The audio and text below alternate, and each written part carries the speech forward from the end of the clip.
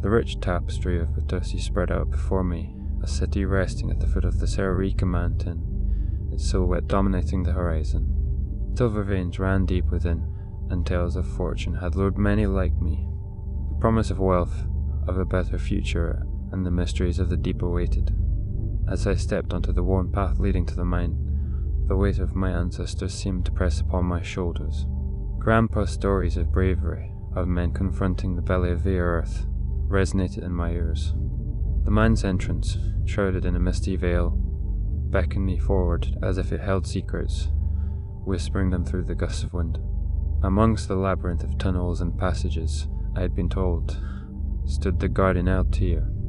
No miner would dare descend without paying homage to the dark, ominous statue that represented the lord of the underworld. In my hand, I clutched a handful of coca leaves, my offering and my hope for protection. I wasn't alone. Don Mateo, an aged miner with creases carved into his face by both time and toil, caught my attention. He signaled me over to an old wooden table. Upon it lay an array of offerings, candles, alcohol, and even cigarettes. A multimedia display nearby played faded footage of past miners performing rituals and singing ancient songs. It was a bridge between the old and the new, tradition and technology. As the sun dipped below the horizon, shadows lengthened and the atmosphere grew thick with anticipation. The entrance seemed to pulse, alive, waiting. I overheard whispers about a new management, one that cared little for the old ways. Some said they even considered halting the offerings, branding them as mere superstitions. I took a deep breath, the scent of burning incense and damp earth filling my nostrils. Despite the allure of the silver below, an unshakable chill ran down my spine. At the corner of my eye, I thought I saw the statue of Altea shift ever so slightly. Was it a trick of the dimming light, or a sign of things to come? Tonight I joined the ranks of those who'd ventured before, a new chapter in an ancient story.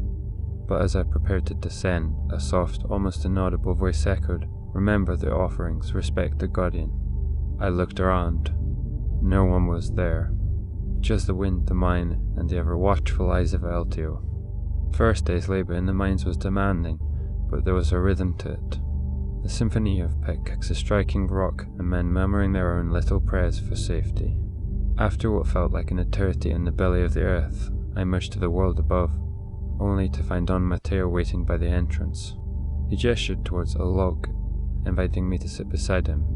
The afternoon sun cast long shadows as the old miner prepared to share tales from yesteryears. "Carlos," Don Mateo began, lighting a cigarette and letting the smoke waft around him. "Do you know why we give offerings to Alteo? Why we believe so deeply in the rituals?" His face was a map of wrinkles, each one surely a tale of its own, but his eyes held a certain youthful sparkle when speaking of the legends. I shook my head, admitting my knowledge was limited to mere whispers and rumours. Don Mateo leaned in closer, ensuring no one else could hear. Long ago, he started. There was a mine nearby, richer than any other, but its leaders grew arrogant. Dismissing our customs as simple tales for children, they stopped the offerings, believing machinery and modernity were above all traditions. At first the mine thrived, its yield surpassing all expectations. But then the accidents began. Cables snapped, trapping miners below. Lights flickered, leading men astray into the deeper, unknown parts of the tunnels. And worst of all, some miners ventured down and simply disappeared. Search parties were sent, but they returned empty-handed, their faces pale and their spirits broken. People whispered that it was Altea's wrath, punishing those who had forgotten him. Don Mateo continued. Soon, that mine was abandoned, its entrance sealed, and it became a ghostly reminder of the price of hubris. He took a long drag from his cigarette, the amber glowing brightly in the encroaching darkness. I listened, captivated by the chilling tale. The wind seemed to carry the sorrowful echoes of the lost miners, and the mountain silhouette loomed ominously. My skepticism wavered, replaced by a creeping dread and a newfound respect for the traditions. Don Mateo, sensing my unease, placed a comforting hand on my shoulder. "Remember, Carlos," he whispered, "the mines belong to Alteo. We just work in them."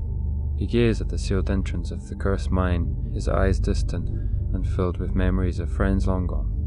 As weeks turned to months, the mind's rhythm became my own. But the winds of change, carrying whispers of corporate influence, began to sweep through our mountain.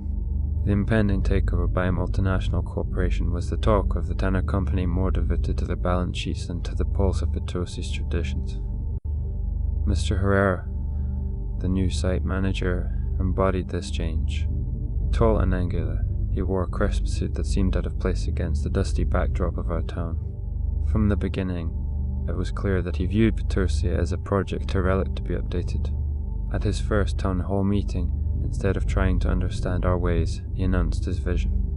"We are pioneers of the new age," he declared. Voice echoing through the vast cavern, "It's time to abandon outdated practices and embrace the future." His words held not just a promise but a threat, and we, the miners, felt like mere obstacles in his grand design. The gravity of this new era became undeniably clear one morning. At the mine entrance, a memo was prominently displayed. Effective immediately, all ritualistic offerings to El Tío are to be halted.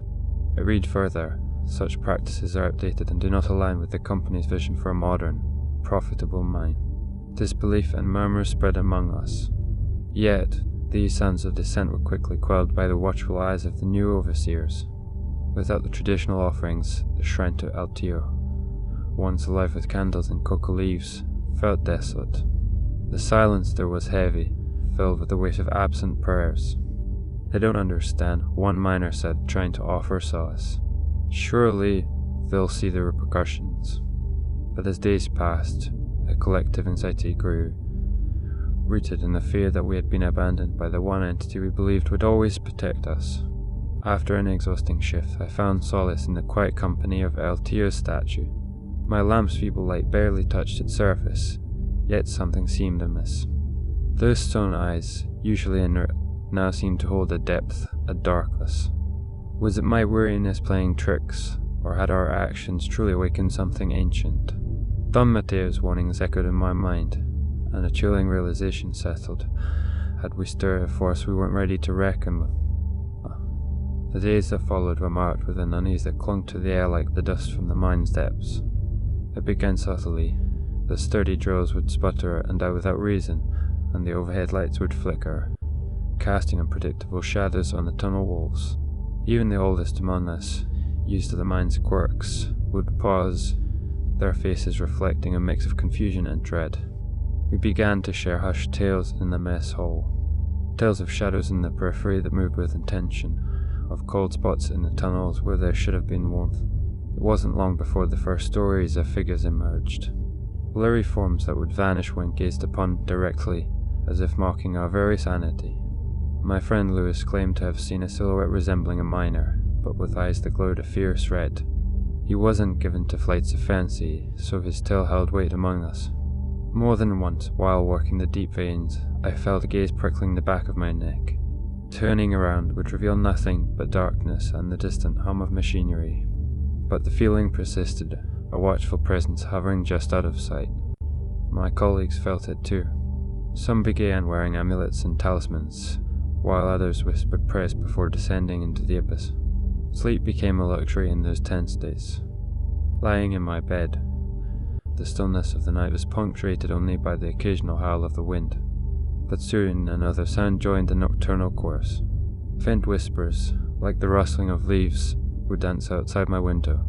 I'd strain my ears trying to decipher the words, but they always remained tantalizingly out of grasp. Yet one message was clear: they were beckoning. Desperation gnawed at our edges, urging me to seek understanding, some kind of solution. One day, after my shift, I found myself outside Don Mateo's locker. The old miner always had stories, and maybe, just maybe, he'd left behind answers. A nudge from my elbow revealed an unsealed corner, and out slipped an old, dusty book with worn leather bindings. Curiosity got the better of me. I opened the tome, its pages yellowed and delicate. The handwritten notes and sketches indicated rituals, incantations, and detailed drawings of the offerings once made to El Tío. Every diagram, every word felt like a lifeline. A section of the book was bookmarked with a tattered ribbon. The words on the page read, "When the mind gives no tribute, El Tío takes his own." Below, an incantation in an old dialect, purportedly to appease the angered spirit, was accompanied by a list of ingredients for an offering. The weight of our collective mistakes of the new management's hubris bore down on me. The need to act to restore balance felt urgent. I approached some of my closest mates with the idea of secretly performing the ritual. Though wary, the events of the past weeks made them agreeable. We'd have to be discreet, gathering the ingredients without drawing attention. The night we chose was moonless, the sky a vast expanse of darkness. As we descended into the mine's depths, every sound echoed ominously. We reached the abandoned shrine and began setting up. The ambient murmurs of the mine were deafening in their own right. Each rustle, each whisper seemed to blend into the chilling void. As I began to chant the incantation, the heaviness became palpable. I could feel the weight of the mine on my chest, its breath cold against my neck. The decision to stay in the mine overnight was not an easy one. The tales from Don Mateo, the chilling occurrences, the whispers, they all culminated into an undeniable, suffocating unease. However, the need to know, to witness, was a stronger force. I settled in a concealed corner, my lamp dimmed to avoid drawing attention. The silence of the mine was thick, broken only by the occasional distant drip of water. Hours seemed to drag on. My eyelids grew heavy, and the constant darkness threatened to pull me into sleep. But just as I was on the brink of succumbing, a sound startled me awake. Footsteps. Soft, deliberate footsteps echoed from the depths, growing closer. As they did, our laughter inhuman and mocking danced around the cavernous space. It seemed to come from everywhere and nowhere at once. Drawing a shallow breath, I dared to peer around the corner. There, emerging from the blackness, was a shadowy figure. Tall, with elongated limbs and an almost regal bearing. Features were hard to discern, but the aura was unmistakable. This was El Tio. He moved as if floating, searching, hunting. Suddenly, he stopped, his gaze fixed on a spot some distance away from me. A miner, likely Lewis, who had also chosen to stay behind, was cowering behind some rocks. The next moment stretched into an eternity. El Tio's form drifted towards the trembling miner, enveloping him in shadow. I could hear muted pleas, the chilling laughter growing louder. I wanted to scream, to rush forward and intervene, but fear choked my voice. All I could do was watch, paralyzed. With the horrifying image of El Tio's encounter forever etched into my mind, I knew I couldn't stand idly by. As the sun began its ascent, painting the mountains with golden hues, I hurriedly made my way to Don Mateo's home. The little adobe house, with its clay-tiled roof, stood as a testament to times gone by. I found the old miner in his courtyard, tending to a bed of vibrant marigold flowers, their orange petals a stark contrast to the hardened, withered hands that cared for them. He looked up, his eyes searching mine, seemingly knowing why I had come. "You've seen him," he murmured. I nodded, my throat tight with unspoken dread. Don Mateo beckoned me inside, into a room filled with artifacts from the mine's history, old lanterns, faded photographs, and ceremonial items. He spoke of a forgotten ritual, one that was only spoken of in hushed whispers, designed to reset the balance disturbed by human folly. The offerings to El Tio, he began, were not just about candles, coca leaves, or alcohol. They symbolized respect, understanding, and unity. To truly appease him now, the offerings had to be from the heart, genuine, not just material, but of spirit. Time felt critical as word spread among the miners. Soon, our tight-knit community gathered, understanding the weight of the task ahead. By dusk, we stood united at the mine's entrance, lanterns casting flickering shadows on the rugged walls. A table was set up, draped with a deep red cloth, where offerings would be placed. One by one, miners stepped forward. Manuel, with tear-filled eyes, placed an age watch on the table, a keepsake from his grandfather. Honor, a miner's wife, whispered an earnest prayer, vowing to teach her children the importance of honoring the past. Jorge, normally a boisterous character, softly admitted regrets, promising to right past wrongs. The rawness of these gestures, these heart-laid bare moments, was palpable. Don Mateo, spearheading our collective effort, began the ritualistic chant. I joined in, and so did the others, our voices melding together, creating an almost hypnotic resonance. The air grew colder as we chanted, our voices echoing back as if the mine itself was speaking with us. Following weeks were a stark contrast to the haunting days of before. The mine, though still echoing with the toils of labour, now had an air of peace. Laughter returned, conversations flowed, and spirits lifted. However, the newfound tranquility was punctuated by one unnerving detail, the conspicuous absence of the boss, Senor Rivera. Workers whispered among themselves, sharing hushed theories and speculations. Some said he fled, overwhelmed by guilt. Others suggested he'd been bought off by a rival mining company. But amidst the gossip, a chilling reminder of his presence, or lack thereof, stood out. Every morning, as I approached the mine entrance, I'd find an empty pair of worn leather boots placed neatly side by side.